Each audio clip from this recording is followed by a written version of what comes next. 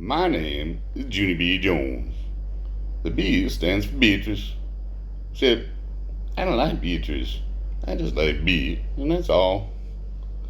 I go to school in room 9. Room 9 is where they have afternoon kindergarten. Also, they have morning kindergarten, only I'm not familiar with that arrangement. Today at school, my teacher had an announcement to make. Announcement is a school word for listen to me, and I mean it. My teacher's name is Mrs. She has another name too. I just like Mrs., and that's all. Mrs. told us that we are going to have a special day in room 9, and it is called Valentime's Day. She said that Valentimes are special cards about friendship, and all of us in room 9 are going to give them to each other. My bestest friend Lucille squealed real happy. Ooh, I love greeting cards, teacher, she said. I especially love getting the kind with money in them. Money is my favorite kind of mail. Me too, Lucille, I said. Money is my favorite kind of mail too. But also, I enjoy the publisher's clearinghouse sweepstakes. Mrs. Taylor chuckled. Well, I'm sorry, girls, but I'm afraid there won't be money in our Valentine, she said. In room 9, we will just be sending happy wishes to each other. But it will still be lots of fun. She smiled. We will be making a special Valentine's Day box to hold all the cards. And on the day of our party, I will personally deliver the cards to each one of you, she explained. And just then, I jumped right out of my chair, because nobody even mentioned a party before. Hooray, I yelled, hooray for parties. Can we have cake and donuts, missus? And what about cheese popcorn and cotton candy and pretzels and candy apples? I thought some more. Plus, also we'll need some red licorice and peanut butter cups, probably. And chocolate-covered raisins. Oh, yeah, and malted meatballs and gummy bears. I looked over at her. Maybe you should be writing this down, I said. Mrs. shook her head. No. She said we would have cupcakes, punch, and candy hearts. I sat back down, very disappointed, because not much thought went into that menu, that's why. Lucille stood up. What kind of punch, teacher? She asked. Will it have fresh raspberries and strawberries floating in it? My Nana's caterer always puts fresh raspberries and strawberries into our punch, and it is delicious. After that, Lucille twirled around in her fluffy dress. And what about dancing? I am learning ballroom dancing at my expensive dancing school, and so I'll be happy to teach the children who are cheaper than me. Mrs. stared at Lucille a real long time. How very generous of you, she said finally. But I don't think we'll be having ballroom dancing, Lucille. Jamal Hall waved his hand in the air. Then what about a puppet show? He asked. If we can't have dancing, can we have a puppet show? Yes, said a girl named Lenny. Or else maybe we could hire a magician. Or what about a wild animal act? Asked a boy named Roger. Like a grizzly bear or a sea lion. Just then, a boy named Polly Allen Puffer ran right to the front of the room, and he jumped up and down all over the place. No, wait, I got it. I've got it, she shouted, real excited. We could get some of those jugglers who juggle chainsaws. After that, room 9 clapped and whistled and hooted and hollered. 'Cause who doesn't love chainsaw jugglers? That's what I would like to know. After we finished clapping, we looked at Mrs. Her head was on her desk, and her eyes were staring out the door. Then all of the children in room 9 got very quiet, because Mrs. was scaring us a little bit. Plus, we were all out of party ideas.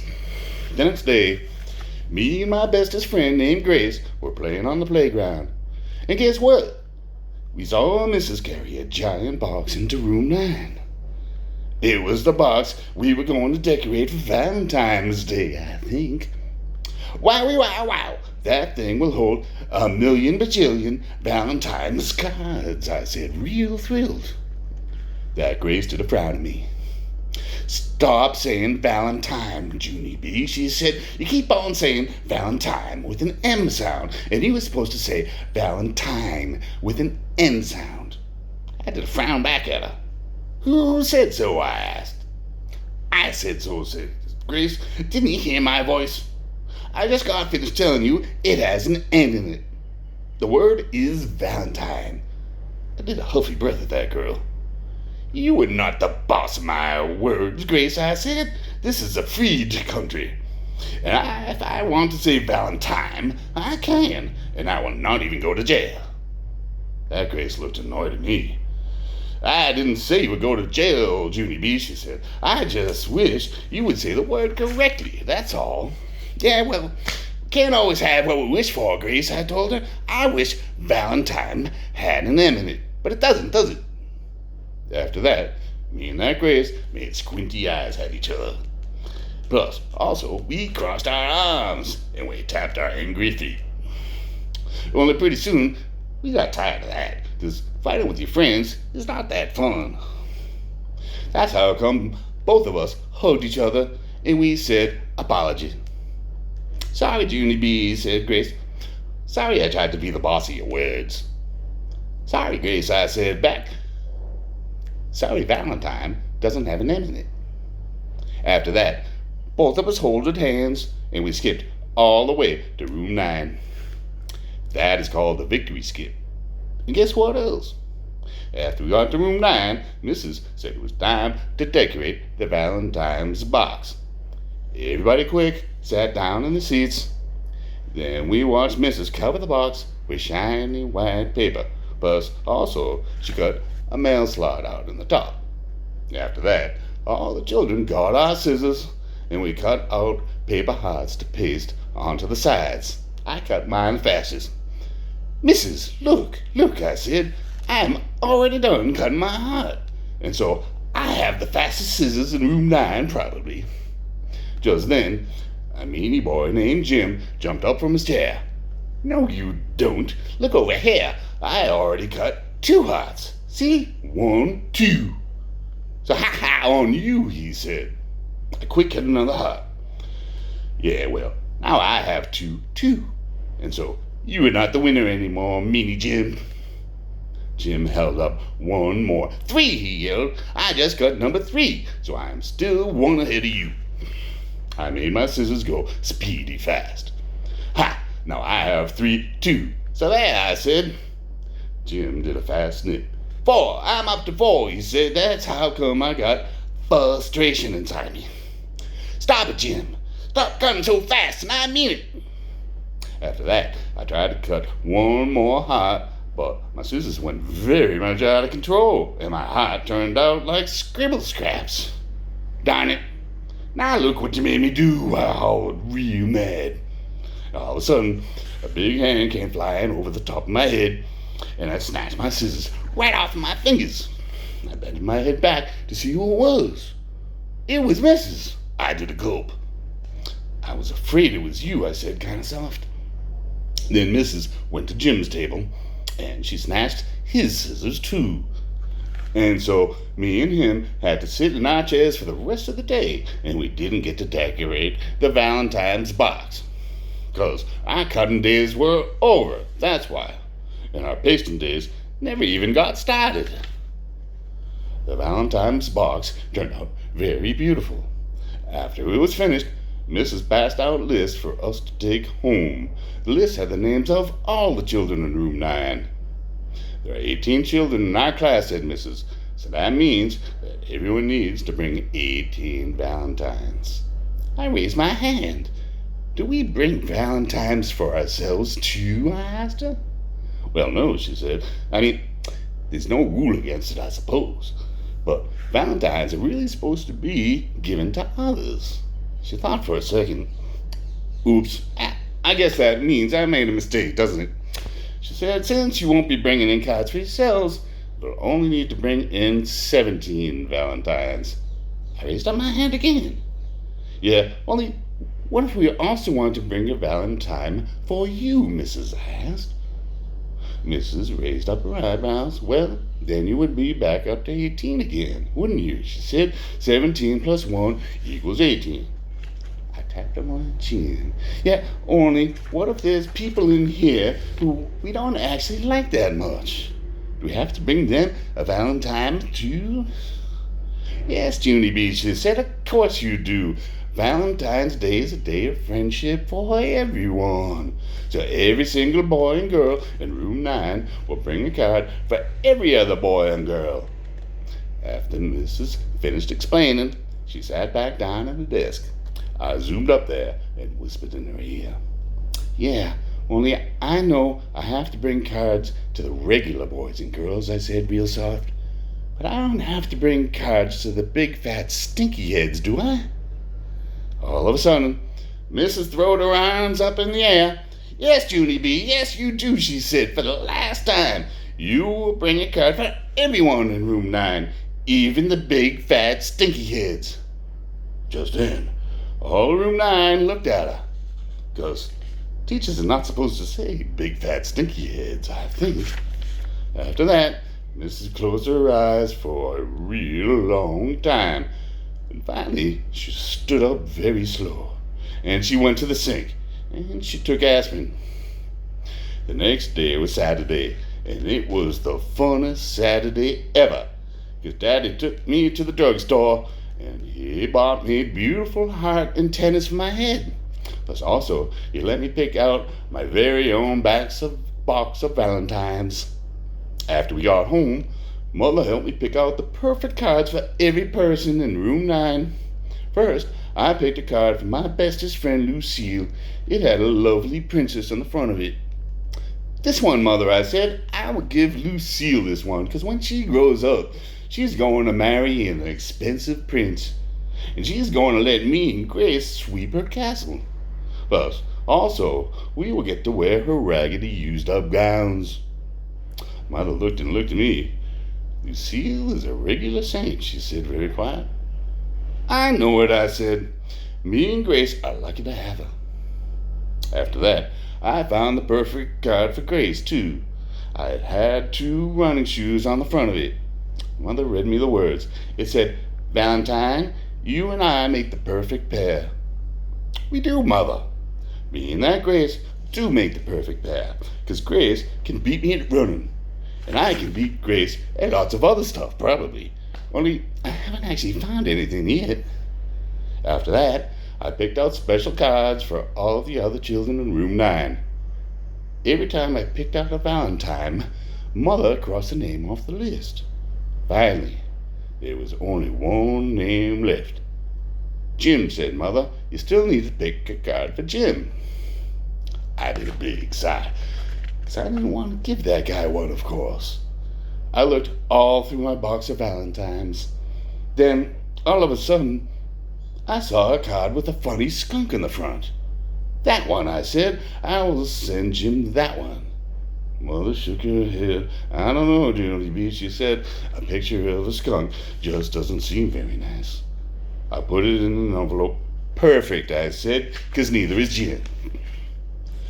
On Monday, I skipped into room 9, very thrilled. Mrs., look, I said. I have all my Valentines for the big, giant Valentine's box. They're right here in this paper bag I am carrying. I runned and showed her inside it. See them, Mrs.? I matched every single card to the exact person who will get it, I explained. Mrs. patted my head. She said the word, good job. Then she took me by the hand and she showed me how to put my Valentines through the mail slot in the box. I do believe that you are the very first person in room 9 to bring in her cards, said Mrs. I did a gasp at that exciting news. First, Mrs., I asked. I am really first? After that, I sprang way high in the air, and I ran around and around in a circle. I've never been first at anything before, I said real squealy, not Ever, ever, never. And so what is my prize for winning? I closed my eyes and held up my hands. Put it right in my hands, okay, missus? I won't even peek, I promise. After that, I stood there real patient. But nothing got put in my hands. Finally, Mrs. bended down next to my ear. Junie B, honey, I am really sorry. There is no prize. She said we weren't actually having a contest. I opened my eyes. We weren't. Mrs. shook her head no. My shoulder slumped a teeny bit. So then, a prize would be out of the question, probably, I said. Mrs. shrugged. I'm afraid I didn't buy any prizes, she said. After that, I rocked back and forth on my feet, and I thought. Would you have a mint in your drawer? Maybe? Or some stickers? I asked. Mrs. smiled. Then she took me to her desk, and we looked in her drawer. How about a broken piece of chalk and a yellow rubber band, she asked. Sold, I said. After that, Mrs. told me congratulations, and she gave me my prizes. I quick skipped to my table to show them to Lucille. She wrinkled up her nose. Yuck! Have you been going through the trash can again? She asked. No, silly. These are my prizes, I said. I got prizes for bringing in my Valentine's first. Lucille smoothed the dress. Yeah, well, I would have brought my cards in today, too, but they're not back from the printers yet, she told me. What? I said. What printers? The printers where they print my name on the cards, she said. Wait till you see them, Junie B. Every card will have love and kisses from Lucille on the bottom of it. She hugged herself. They're so beautiful, she said. Each Valentine has a cherry lollipop on the front, and the lollipop is in the shape of Cupid. She sighed very dreamy. Cupid is the symbol of Valentine's Day, you know, she said. Of course I know, I said back. Plus, also skunks and shoes are symbols of Valentine's Day, too, because that's what are on my cards. After that, me and Lucille did our work till recess. Then both of us went outside to play with our other bestest friend, Grace. Only too bad for us, because Lucille kept on bragging about Valentine's Day, and that's how come she and that Grace got into a disagreement. I'm going to get more Valentines than anyone, bragged Lucille. That's because the boys love me better than any other girl, and they will bring me lots and lots of cards. Grace looked curious at her. But Mrs. said to only bring one card for every boy and girl, remember? Not lots and lots. Lucille flounced her flouncy red dress. Silly Grace, look at me for goodness sake. I am precious. And when you're precious, boys automatically bring you lots of Valentines. They just can't help themselves. She twirled all around. I am the cutest girl in the room by, Grace, she said. I am way cuter than anyone else. She giggled and pointed, even you. After that, Grace did a little frown, because I'd hurt her feelings, I think. I tapped on Lucille. Yeah, only Grace is the nicest, Lucille. And I said, and so maybe the boys will bring her lots of Valentines, too. Lucille did a huffy breath at me. But I'm richer than Grace, Junie B, so that is another reason to bring me more, she said. I thought for a minute. Yeah, but Grace can run fastest, I said. So, said Lucille, my hair is longer, and boys like long hair. I looked at Grace's head. But Grace's hair is springier and curlier, I said, and that is cute as a button. Lucille made squinty eyes at me. But I have a big screen TV and a pool, she said real loud. That's how come me and that Grace leaned our heads together, and we got in a huggle. Finally, I looked up at Lucille. Okay, here's what we came up with, I said. Grace can whistle through her teeth, plus she can wiggle her ears. And also, she can dribble a basketball through her legs while she's running. Lucille jumped up and down. But I have a pony, she hollered. I patted her very sympathetic. Sorry, I said real soft. Grace has a snake. After that, Lucille's shoulders got very sagging. She sat down in the grass. 'Cause boys love snakes better than anything. Pretty soon that Grace sat down next to Lucille, and she put her arms around Lucille's shoulders, and she patted her. Because guess what else? Grace is a good sport. Valentine's Day came on Friday, and guess what? My grandma, Helen Miller, bought me a special Valentine's outfit, and it matched my heart antennas very perfect. That day at school, I skipped all around room 9, because I was a treat for the eyes, I tell ya. Finally, I sat in my seat, and Mrs. took attendance. And guess what? Nobody was absent. Because who wants to miss a party? That's why. After attendance, Mrs. put on a special Valentine's apron. It had a big hard pocket in the front. Then Mrs. filled the hard pocket with Valentine's cards from the box, and she delivered them to all of the children. And wait till you hear this. The very first Valentine was delivered to me, to Junie B. Jones, and it said my name right on the envelope. Yahoo! I shouted, real thrilled. I am first again, Mrs. Yahoo! Yahoo! After that, Mrs. kept on delivering cards until the whole Valentine's box was empty. And all of us got to open up our cards, and it was as fun as a birthday party, I tell you. After Lucille finished opening her Valentines, she called Grace to our table. Come here, Grace, come here and bring your Valentines. Then you and I can count our cards, and we'll see who got the most from the boys, she said. Grace came over. She smiled, kind of nervous. Well, okay, here goes, she said. Then Grace put all of her Valentines in front of me and Lucille, and she counted them one by one. Pretty soon, Grace wasn't smiling anymore. Rats! I knew I shouldn't have come over here, she said. Lucille grinned a teeny bit. Why, Grace, she asked. How many did you get? You have to tell me, Grace. How many? Grace did a big sigh. I only got 17, she said. I only got one card from every person, and that's all. No extras. Lucille's face lighted up very bright. She flipped her hair all around in the air. Gee, I'm sorry to hear that, Grace, she said. Well, I suppose I should count mine now. After that, Lucille counted her cards in front of me and Grace. She counted them right out loud. 13, 14, 15, 16, and all of a sudden, Lucille stopped counting, because there was only one more Valentine left in her pile, that's why. She quick stood up out of her seat and looked all around herself. First, she looked under the table, then she looked on top of a chair, and all over the floor, and she looked in her pockets, and her backpack, and her purse. Finally, she sat back down, real upset. I don't understand, she said. How could this be happening? Every day my Nana tells me how special I am. But 17 Valentines isn't special at all. 17 Valentines is just the same as everybody else. I did a sigh.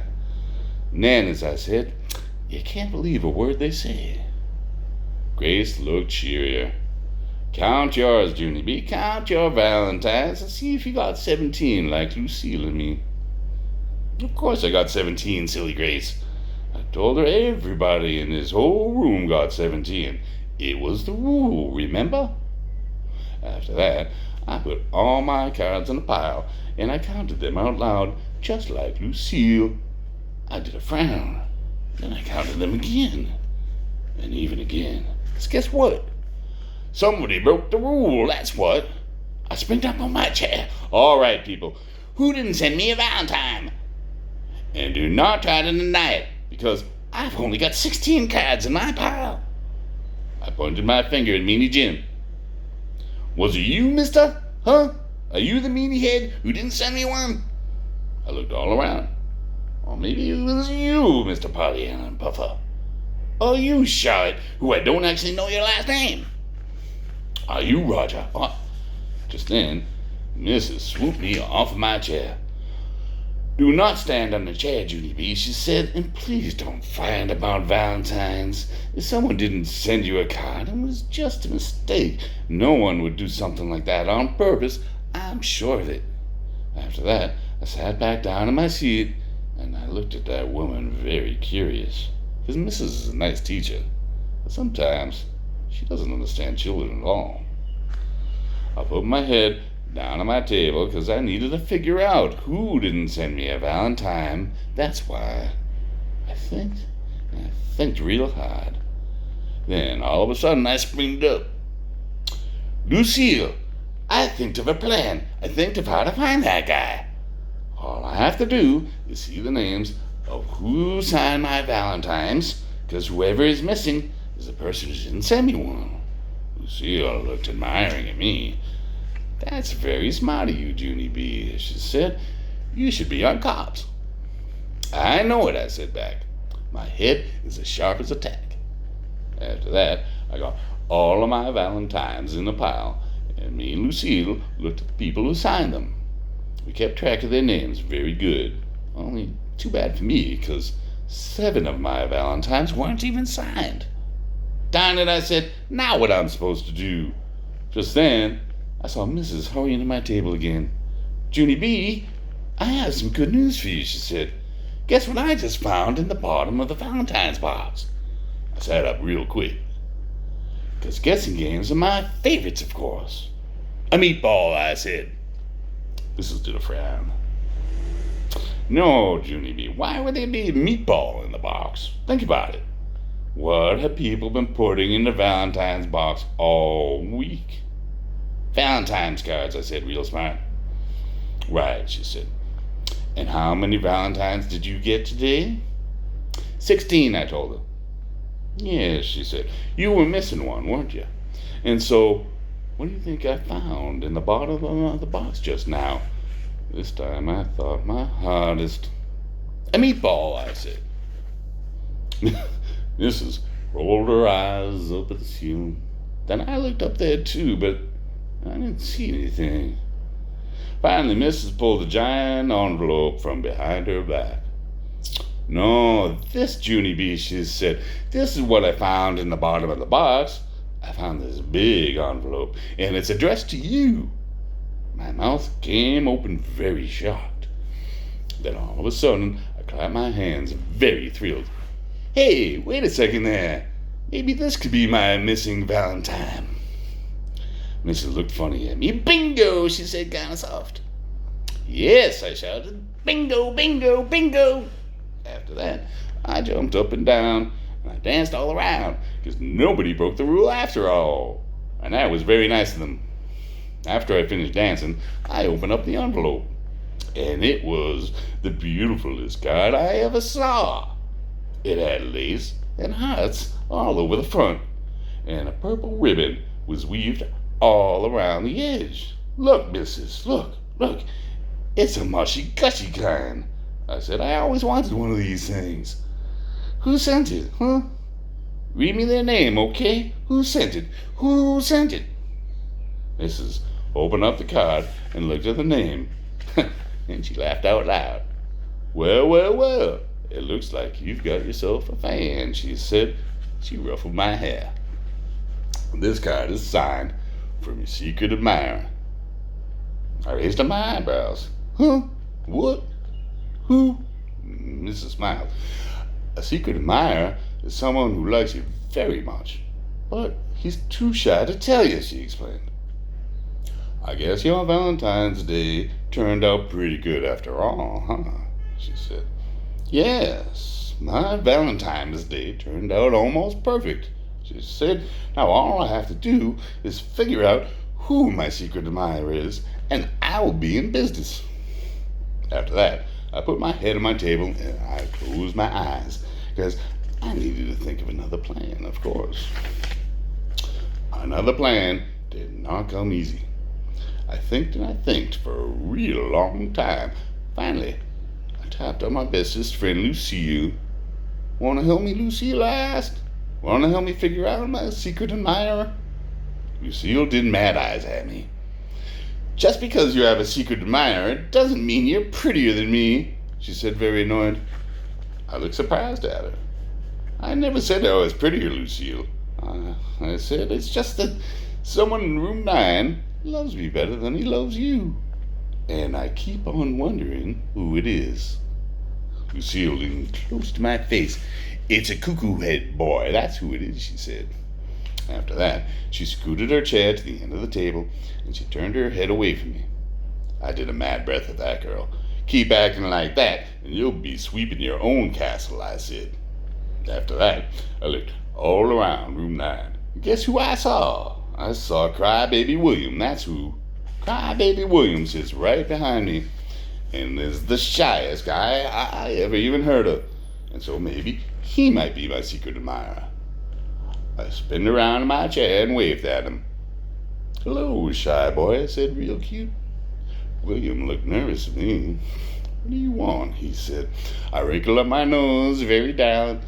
Yeah, only you don't even have to be shy of me anymore, William, because I think I know your secret, I said.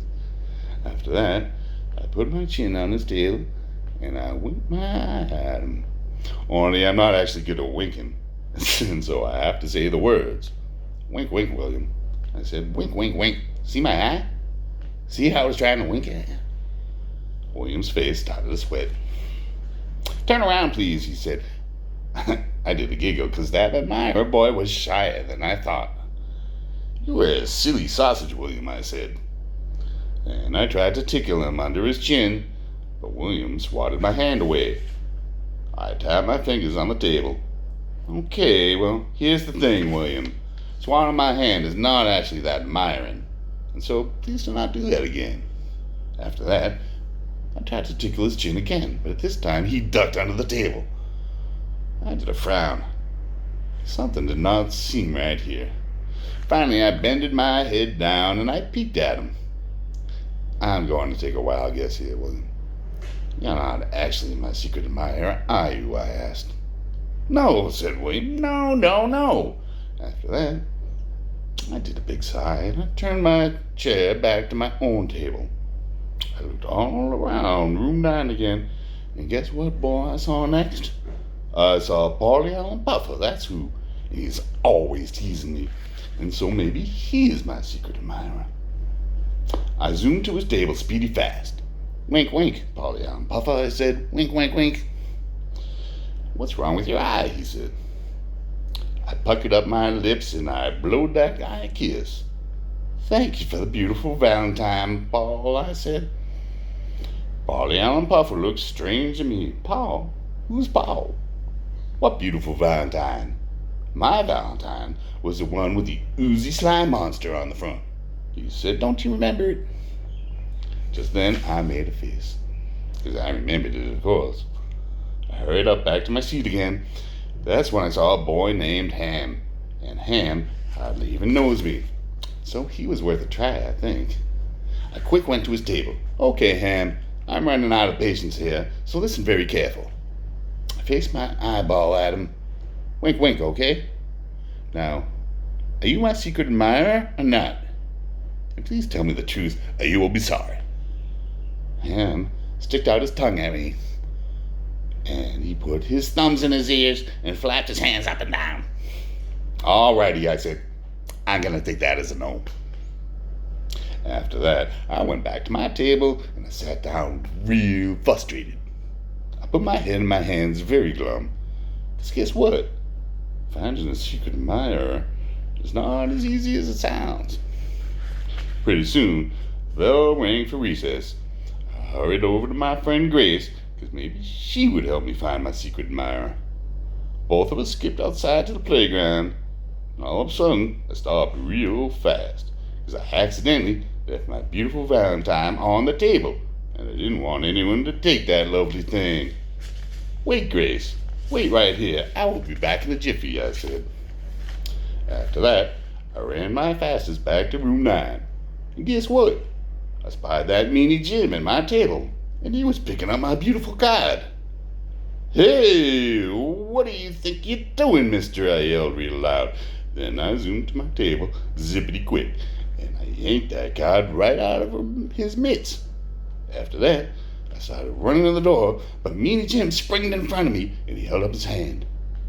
"Stop," he yelled. "Don't take that Valentine outside. If you take it outside, you'll get it dirty." I made squinty eyes at that boy. "No, I will not get it dirty," I said back. "And anyway, this is not your beeswax, Jim." Jim stamped his foot.